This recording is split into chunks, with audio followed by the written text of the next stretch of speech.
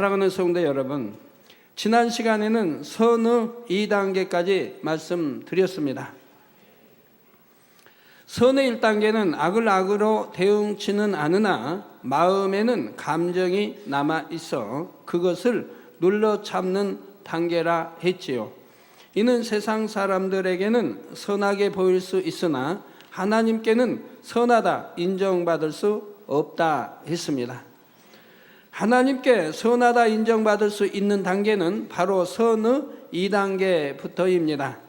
선의 2단계는 악을 악으로 갚지 않으며 마음에 어떠한 감정도 품지 않는 단계이지요. 이 선의 2단계만 이르러도 마음에 천국이 임하여 행복과 감사가 가득하고 날마다 아버지의 은혜와 사랑이 넘치게 됩니다. 그런데 이보다 더 높은 차원의 선을 이룬다면 얼마나 더한 행복과 축복을 누리게 될까요? 바로 오늘은 선의 3, 4단계에 대해 말씀드릴 텐데 이 말씀이 여러분에게 생명과 능력이 되기를 바랍니다.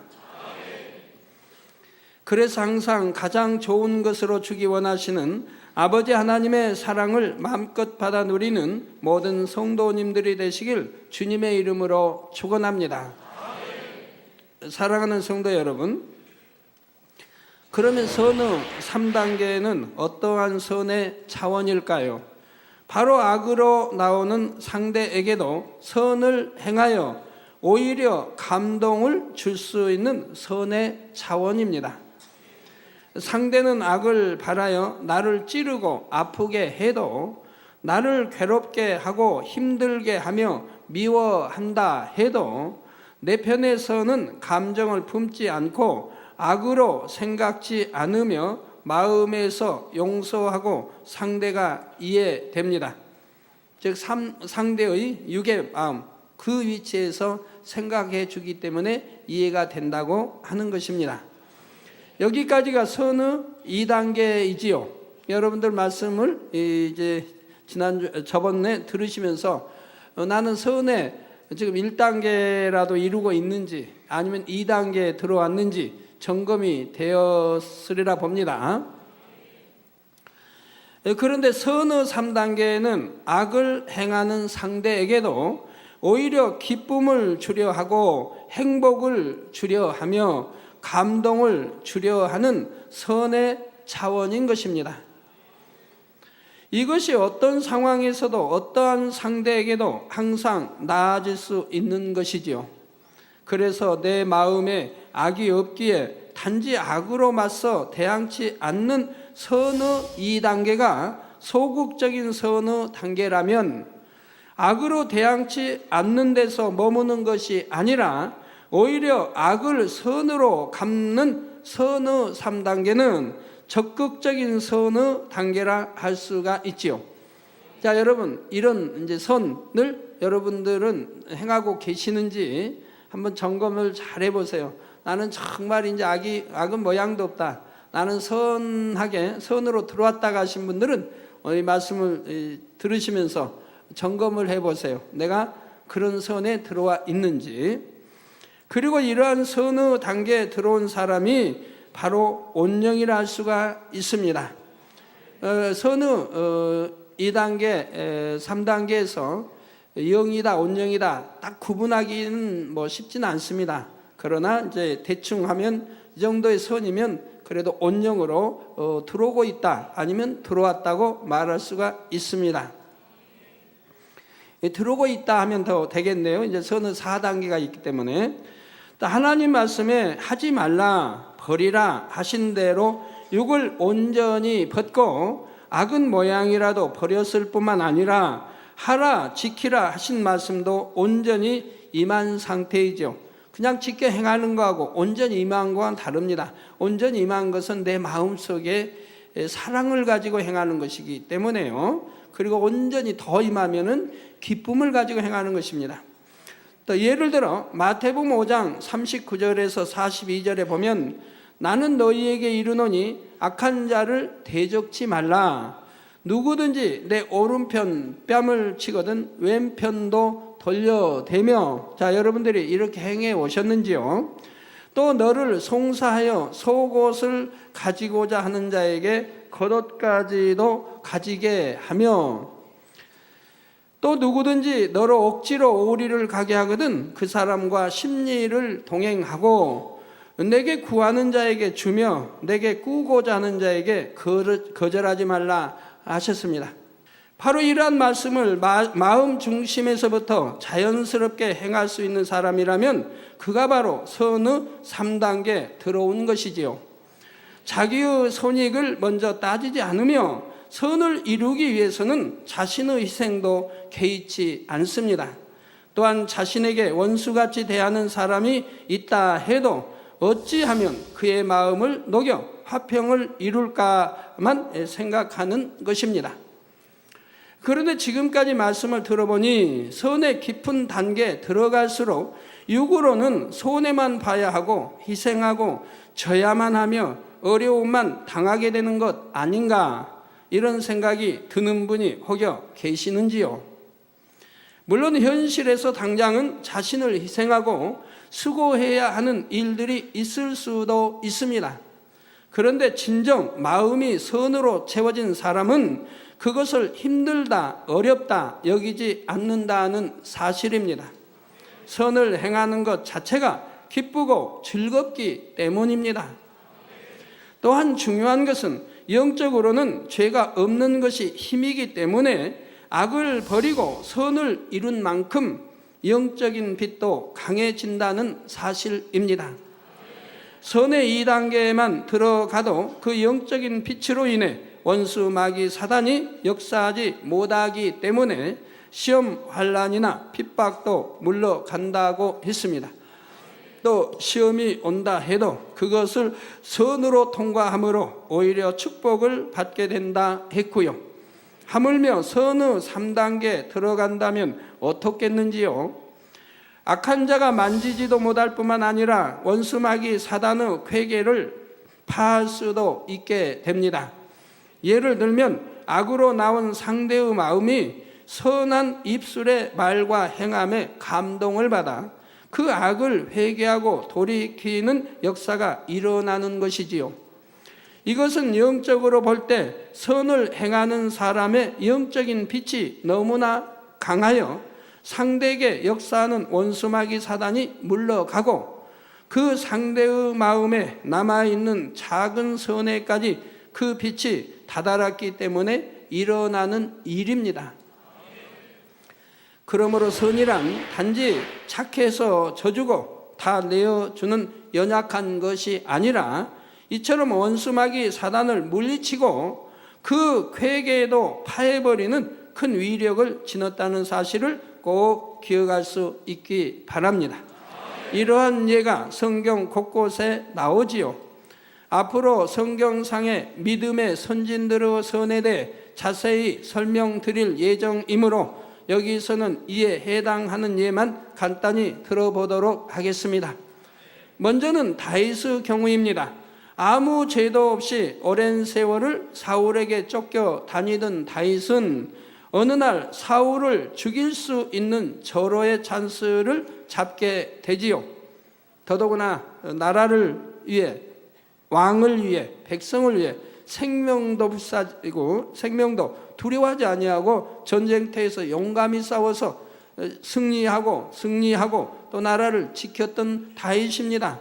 그런데도 그거를 가장 감사해야 할 왕이 오히려 다윗을 죽이기 위해 군대를 몰고 다니며 다윗을 잡으려고 한다 이 말입니다. 사울이 전혀 알지 못한 채 다윗이 숨어있는 굴로 들어와서 무방비 상태로 쉬게 되었던 것입니다.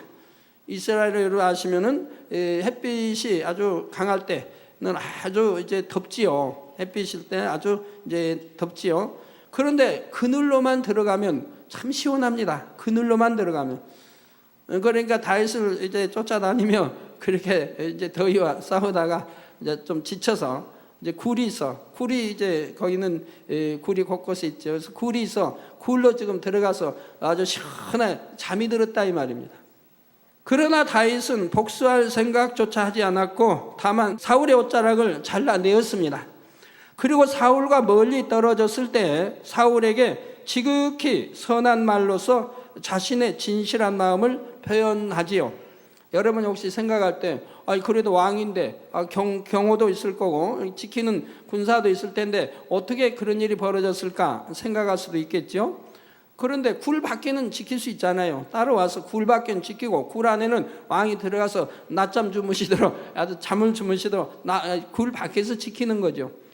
그러니까 사울이 일어나서 떠났으니까 또 지키는 사람도 같이 떠났을 거 아니에요. 한참 떠나서 저 멀리 떨어졌을 때에 다윗이 나와서 외치는 것이라 이 말입니다. 성경은 항상 이해하려고 해야지 자기 생각에 맞춰서 이해 안 된다 하면 아니 되는 것입니다.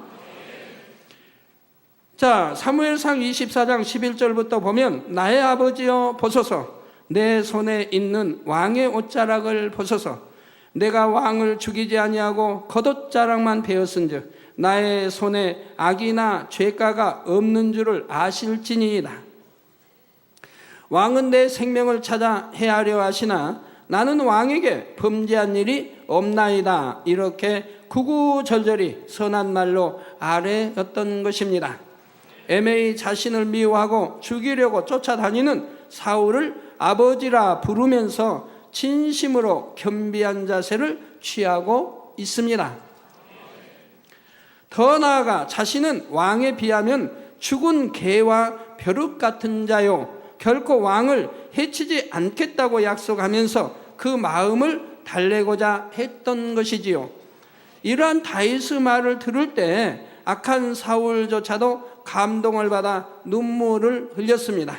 사무엘상 24장 16절에서 17절에 다윗이 사울에게 이같이 말하기를 마침에 사울이 가로되 내 아들 다윗아 이것이 내 목소리냐 하고 소리를 높여 울며 다윗에게 이르되 나는 너를 학대하되 너는 나를 선대하니 너는 나보다 의롭도다 했지요. 그리고 다윗을 쫓아오던 군대를 철수하여 돌아가는 것을 봅니다. 자, 정녕 악을 선으로만 갚을 때는 사단이 역사할 거리를 찾을 수 없으므로 악한 사람이라도 감동을 받을 수밖에 없습니다. 물론 사울은 악의 정도가 심히 지나치므로 나중에 다시 악이 발동하지만 그 상황에서는 다윗의 선의 빛에 어둠이 물러가므로 악한 사울이라 할지라도 회개하고 돌이키는 역사가 일어났던 것입니다. 다니엘도 그러했지요. 다니엘은 억울하게 모함을 받아 사자굴에 던져졌지만 모함한 사람들에게 어떤 감정도 원망도 없었습니다. 평소에 자신을 총애하던 왕이 자신의 생명을 구원해 주지 않았다 해서 서운해하지도 않았지요. 그리고 순순히 그 법에 따르는 것을 봅니다. 그 법이 잘못되었는데도 그 법에 항의하지도 아니하고 난 그 법에 따르더라 이 말입니다. 자기가 죽을 줄 알면서 악한 자들 손에 쾌계에 의해서 지금 왕이 섰고 자기가 죽을 줄 압니다. 이제 사자굴에 던짐을 받는다는 걸 알면서도 그걸 왕에게 가서 건의한다든가 내가 이게 억울하게 누명을 지금 저들이 써서 나를 죽이려고 하는 계략입니다, 모략입니다 라고 왕에게 가서 하지도 아니합니다. 오직 하나님의 뜻에 맡겨드리기만 하는 것입니다. 그리고 하나님의 역사로 사자굴에서 살아났을 때 다니엘은 오직 지극한 섬김의 말로 왕에게 고합니다. 다니엘서 6장 21절에서 22절에 다니엘이 왕에게 고하되 왕이여 원컨대 왕은 만세수를 하옵소서. 나의 하나님이 이미 그 천사를 보내어 사자들의 입을 봉하셨으므로 사자들이 나를 상해치 아니하였사오니 이는 나의 무죄함이 그 앞에 명백함이오며 또 왕이여 나는 왕의 앞에도 해를 끼치지 아니하였나이다. 다니엘의 억울함을 알고도 살려주지 못함으로 안타까워했던 왕의 입장에서 이처럼 선한 말을 들을 때 그 한마디 한마디가 얼마나 심금을 울렸겠는지요. 다니엘서 6장 23절에 보니 왕이 심히 기뻐서 명하여 다니엘을 굴에서 올리라 하매 그들이 다니엘을 굴에서 올린즉 그 몸이 조금도 상하지 아니하였으니 이는 그가 자기 하나님을 의뢰함이었더라 했습니다. 자, 자기 하나님을 의뢰했기 때문에 사자들로부터 지켜주셨다 이 말입니다. 지금 어디 산에서 뭐 사자를 피한 게 아니에요. 이건 사자굴이에요. 사자들만 있는 굴이에요. 또 사자들을 보통 굶주려 놓습니다. 그리고 죄인들을 이제 사자굴에 던져야 할 죄인들이 있으면 이제 죄인들을 던져 넣을 때 이 굶주리는 사자들이 그냥 그대로 움켜다 찢는다 이 말입니다. 뼈까지 앗아버린다 이 말입니다. 그렇게 사자들을 보통 굶겨 놓는다 이 말입니다. 근데 거기에 밥이 들어왔으니 얼마나 맛있겠고 굶주려 있는 차에 그냥 금방 움켜버릴 수 있죠. 그런데도 전혀 상해치 못해 밤새 있는데도 상해치 못했다 이 말입니다. 하나님이 지켜주시니까 천군을 하나님의 사자들을 보내서 지켜주시니까 사자도 어찌할 수 없더라 이 말입니다. 사자 입을 봉해버리면 되지 않습니까? 자, 그래서 그 몸이 조금도 상하지 아니하였으니 이는 그가 자기 하나님을 의뢰함이라 이 말입니다. 자기 하나님을 의뢰했다. 자기 하나님을 의뢰했다고 하는 거죠. 내가 하나님 믿고 맡겼는데 왜 나는 형통하지 않습니까? 혹여나 그런 분이 있습니까? 지금 다윗이 하나님을 의뢰했다는 것은 의뢰한 증거가 확실히 나타나고 있지 않습니까? 하나님을 의뢰했기 때문에 악을 행치 아니했다 이 말입니다. 인간의 어떤 생각이나 머리를 굴리지도 아니했다 이 말입니다. 타협하지도 아니했다 이 말입니다. 전지전능하신 하나님께 모든 것을 전폭적으로 맡겨드렸다 이 말입니다. 그리고 선을 행했다 이 말입니다. 어떤 악도 행치 않았다. 그러니까 무죄하다 이 말입니다. 그리고 왕 앞에도 무죄하다 이 말입니다. 이것이 하나님을 의뢰하는 것이라 이 말입니다. 하나님을 이렇게 의뢰하지도 않으면서 나는 믿고 하나님께 맡겼는데 일이 형통치 못하네요. 믿고 맡겼고 이렇게 의뢰했다면 하나님의 계명을 절대적으로 지킬 것이고 지키되 마음에서 우러나는 계명, 우러나는 지킴이 있을 것이라 이 말입니다. 그 범사에 이러든 저러든 상관없이 감사할 것이라 하면 후회하지 않을 것이라 하면 내가 의뢰했는데 일이 잘못됐다 해서 후회한다 그런 게 아니라 이 말입니다. 그래도 감사하는 것이고 저래도 감사하는 것이 이것이 진정 하나님께 의뢰하는 것이라 이 말입니다. 그리고 왕은 다니엘을 해치려 했던 사람들을 즉각 징벌하고 다니엘을 영화롭게 했을 뿐 아니라 온 나라에 다니엘의 하나님을 존중하도록 조서를 내린 것을 봅니다. 이처럼 선의 위력은 대단한 것입니다. 원수 마귀 사단의 궤계를 파하고 하나님께 크게 영광을 돌릴 수도 있게 되지요. 그리고 이러한 차원의 선에 이른 사람은 하나님께서 항상 동행해 주시고 무엇이든 마음에 품은 대로 응답해 주십니다. 혹시 가정에서 핍박받는 분들, 또 남편에게 핍박받는 분들, 저에게 가끔 상담이든 또 편지에 이렇게 오는 거 보면요, 굉장히 자기는 남편에게 잘하는 거예요. 매살 참는 거예요. 그냥 자기는 하나님 일로 했는데 남편이 그냥 때로는 폭언을 하고 때로는 손찌검도 하고 그래도 자기는 참는 거예요. 이렇게 참는데 참고 또 참는데도 여전히 남편은 손찌검을 한다는 거예요. 그러니 언제까지 참아야 합니까? 이런 편지들이 가끔 옵니다. 언제까지 참아야 하는지요? 나는 이렇게 말씀대로 산다고 하는데 언제까지 참아야 하는지, 이 일을 어떻게 해결해야 하는지 이런 편지들이 와요. 언제 참으라고 했나요? 오래 참고라는 말은 꾹꾹 눌러 참으라는 게 아니에요. 오래 참으면서 버리라는 거예요. 오래 참으면 같이 싸우고 혈기내고 하지 말고 내 안에 있는 걸 참아서 버리면 그 다음에 혈기낼 것도 없고 싸울 것도 없고 감정 살 것도 없다 이 말. 모든 것이 용서해버릴 수 있다 이 말. 선한 마음으로, 사랑하는 마음으로 용서할 수 있다 이 말. 이렇게 할 때 하나님의 역사에서 악한 자도 마음을 변화시켜 선한 자로 바꾸고 사주하는 또 역사하는 원수마귀 사단을 깨뜨려 분쇄해버릴 수 있고 승리할 수 있는 건데, 이렇게 선의 단계가 있고 선의 단계들은 선의 1단계도 되지 않으면서 나는 하나님 이렇게 사랑하고 기도하고 말씀대로 준행해 사는데도 핍박을 받고 있습니다 라고 말하고 있다 이 말입니다. 이 말이 되는 것입니까? 선의 1단계도 겨우 선의 1단계밖에 안 된단 말이에요. 선의 1단계 하니까 선을 말하는 게 아니에요. 하나님이 선의 1단계 주신 것은 세상 사람들이 말하는 선이 있기 때문에 세상 사람들이 말하는 가장 선하다고 하는 그걸 1단계로 쳐줬다 이 말입니다. 그러나 하나님이 보실 때는 그 선의 1단계도 악한 것이라 이 말입니다. 그래서 하나님이 말하시는 선은 바로 선의 2단계부터 들어가는 것이라 이 말입니다. 자, 그런데 이보다 더 높은 차원의 선이 있습니다. 앞에서 예를 든 다윗과 다니엘 역시 선의 3단계 머무른 것이 아니라 가장 높은 차원의 선을 이룬 분들로서 새 예루살렘에서도 존귀한 자리에 이르렀지요.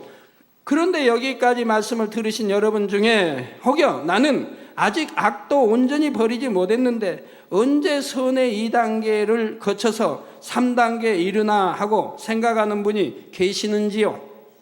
선은 차근차근 하나하나 행해보세요. 어찌 이루지 못하겠습니까? 하나 행하면 둘 행할 힘이 오는 것입니다. 둘 행하면 넷 행할 힘이 오는 것입니다. 또는 8 이렇게 행해 나가면 자연히 선한 마음이 자리를 잡습니다. 악한 마음이 떠나고 선한 마음이 자리를 잡는다 이 말이에요. 그래서 결국은 선한 사람으로 변화되는 것이라 이 말입니다.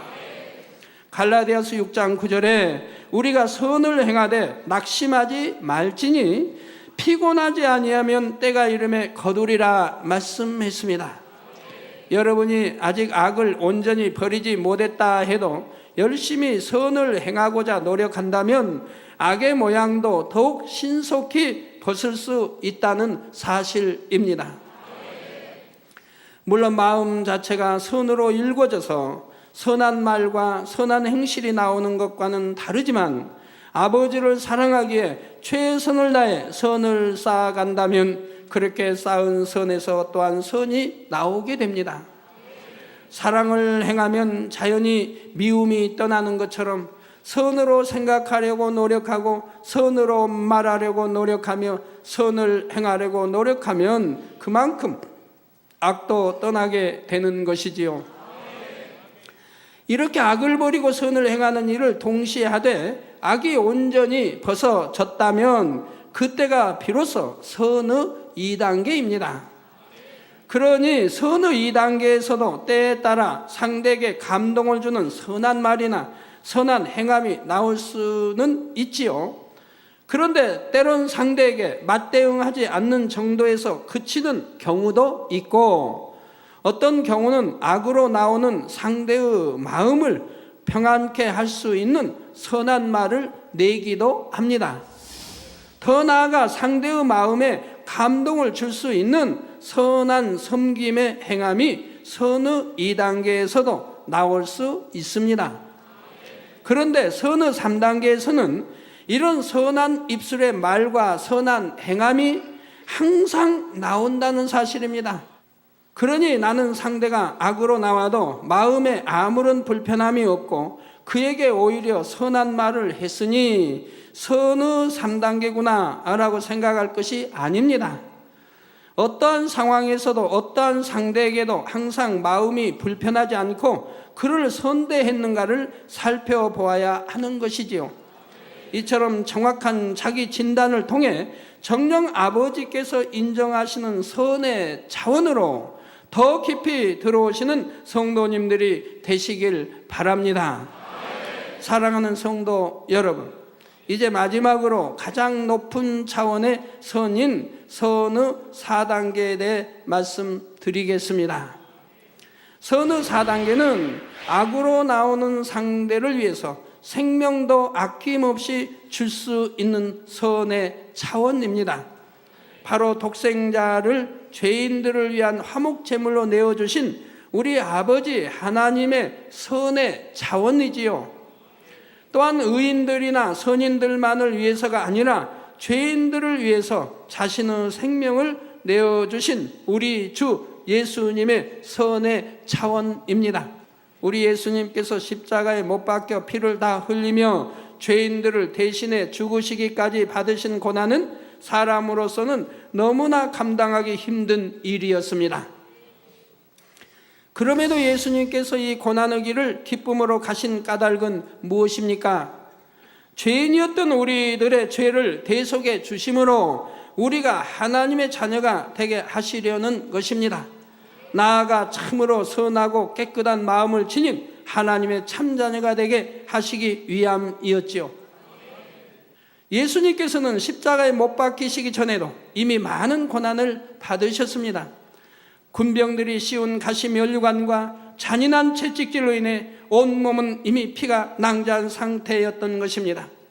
여러분 혹시 반쪽 신앙을 가지신 분들, 주일만 반쪽 주일만 지키신 분들, 그냥 대예배만 드리고 저녁 예배 안 드리고 아니면 저녁 예배만 드리고 대예배 안 드리시는 반쪽 주일 지키시는 분들, 우리 아버지 하나님은 온전한 주일을 지키라고 말씀을 했습니다. 정녕 하나님의 사랑, 우리 주님의 사랑을 안다고 한다면 우리가 세상과 전혀 바라보지 아니하고 착하지 아니하고 온전한 주일을 기쁨으로 감사함으로 드릴 수 있지 않습니까?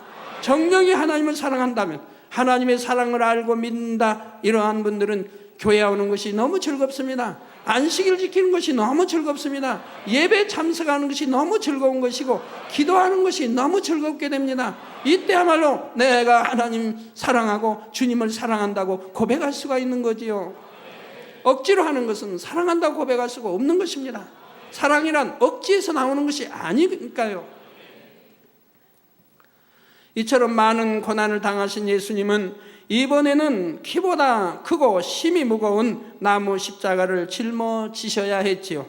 채찍질로 많은 피를 흘리시고 이미 지친 상태에서 무거운 십자가를 지신 예수님은 힘겹게 한 걸음 한 걸음을 떼시며 처형 장소인 골고다 언덕을 향해 나아가셨습니다. 쓰러졌다 일어서고 얼마 못 가서 다시 쓰러지셨지만 예수님께서는 다시 일어나서 끝까지 그 길을 가셨다는 사실입니다. 예수님께서 이처럼 고난받으시는 이유를 당시엔 알아주는 사람이 하나도 없었습니다. 단지 진심으로 예수님을 사랑하여 애통하며 뒤따르는 여인들이 있었을 뿐이지요. 그 밖에 대부분의 사람들은 이사야 53장 4절 말씀처럼 그는 징벌을 받아서 하나님에게 맞으며 고난을 당한다 생각했던 것입니다. 그러나 이사야 53장 5절에 그가 찔림은 우리의 허물을 인하며 그가 상함은 우리의 죄악을 인함이라. 그가 징계를 받음으로 우리가 평화를 누리고 그가 채찍에 맞음으로 우리가 나음을 입었도다 말씀하셨습니다. 예수님께서는 죄인들이 받아야 하는 사망이라는 저주를 속량하시기 위해 나무에 달리셨을 뿐만 아니라 흠없는 보혈을 흘려주심으로 죄인들의 모든 죄를 단번에 속하셨습니다. 또한 그 잔혹한 채찍에 맞으신 것도 우리가 모든 질병에서 나음을 입게 하려 하심이지요. 그 고통스러운 가시관을 쓰신 것은 생각으로 짓는 모든 죄를 속하시기 위함이요, 양손과 양발에 못 박히신 것은 행함으로 짓는 모든 죄를 속하시기 위함입니다. 이처럼 죄인들에게 자신의 모든 것을 내어주시기 위해 이 땅에 오신 예수님께서는 최후에는 생명까지 내어주심으로 우리에게는 영생을 주셨다는 사실입니다. 예수님께서는 자신을 잡아 죽음에 이르게 하는 유대인들과 바리새인들도, 자신을 채찍질하고 십자가에 못 박는 병정들도 이 십자가 구속의 섭리를 깨달아 회개하고 구원에 이르기를 원하셨습니다. 그래서 십자가 상에서도 그들을 위해 아버지여 저희를 사하여 주옵소서, 자기의 하는 것을 알지 못함이니이다 라고 기도하셨지요. 그러니 우리는 이러한 주님의 사랑과 은혜를 깨달아 예수님께서 그 고난을 받으시면서 정녕 우리에게 원하셨던 바를 꼭 이루어 드려야 하겠습니다. 바로 주님을 본받아 아버지 하나님을 지극히 사랑하며 아버지께서 원하시는 참 자녀, 그 마음이 참으로 선하고 온전한 영의 자녀가 되는 것이지요. 성경에는 예수님처럼 악으로 나오는 상대를 위해서 생명도 아낌없이 줄 수 있는 이 선의 4단계에 이른 분들이 여러 분 나옵니다. 먼저 모세 선지자를 예로 들 수가 있지요. 바로 출애굽기 32장 32절에 보면 하나님의 말씀을 거역하고 불순종을 거듭하는 이스라엘 백성들을 위해 모세 선지자가 이제 그들의 죄를 사하시옵소서. 그렇지 않사오면 원컨대 주의 기록하신 책에서 내 이름을 지워버려 주옵소서라고 기도합니다. 모세는 이스라엘 백성들에게 홍해를 마른 땅과 같이 걸어서 건너는 등의 많은 하나님의 놀라운 능력을 체험케 해 주었습니다. 그런데도 백성들은 늘 불평했고 모세를 원망했으며 심지어는 모세를 돌로 치려고까지 했지요.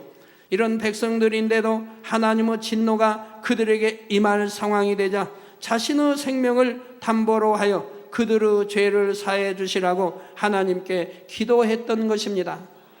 선의 신약시대에도 모세와 같은 마음으로 하나님께 기도한 기록을 남긴 사도가 있지요. 바로 사도 바울입니다. 로마서 9장 3절에 보면 사도 바울은 나의 형제 곧 골류구 친척을 위하여 내 자신이 저주를 받아 그리스도에게서 끊어질지라도 원하는 바로라 했습니다. 여기서 사도 바울이 말하는 나의 형제 곧 골육의 친척들이란 유대인들과 바리새인들로서 그들은 당시 심히도 사도 바울을 핍박하고 해방했던 사람들이지요. 사도행전 23장 12절 13절에 보면 심지어 유대인들이 당을 지어 맹세하되 바울을 죽이기 전에는 먹지도 아니하고 마시지도 아니하겠다 하고 이같이 동맹한 자가 40여 명이었더라 했습니다. 자, 오히려 자신이 구원받지 못할지언정 그들은 구원받기를 원하는 심정으로 하나님께 간구했던 것입니다. 그 간구가 거짓말일까요? 아닙니다. 중심에서 우러나오는 간구인 것입니다.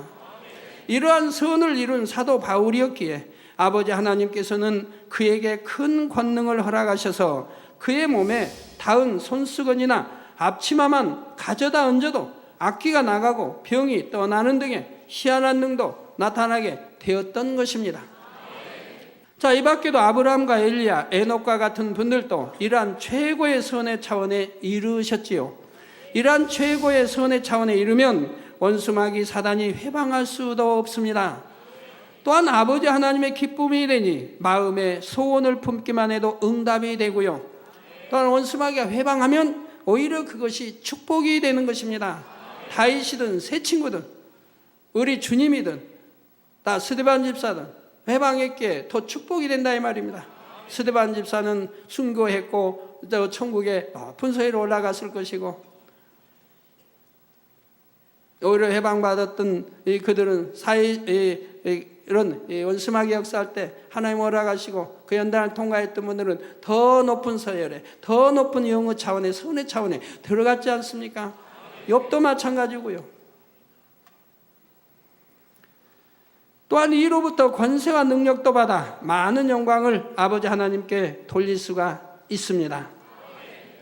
그리고 장차 천국의 가장 아름다운 처소인 새 예루살렘에 거하게 되는 것은 물론이요 아버지 보좌에 더 가까이 거하여 세세토록 큰 영화를 누리게 되지요.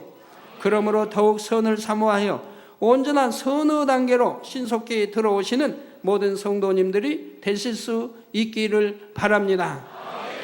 결론을 말씀드립니다. 사랑하는 성도 여러분, 오늘까지 2시간에 걸쳐 하나님께서 인정하시는 선이란 무엇이며 온전한 선에 이르는 과정을 4단계로 나누어 말씀드렸습니다.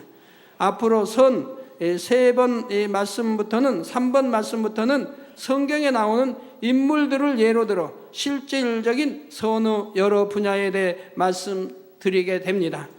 여러 인물들의 마음과 행함을 통해 여러분은 어떠한 것이 하나님의 선하신 뜻인지를 더욱 밝히 알게 되실 것입니다.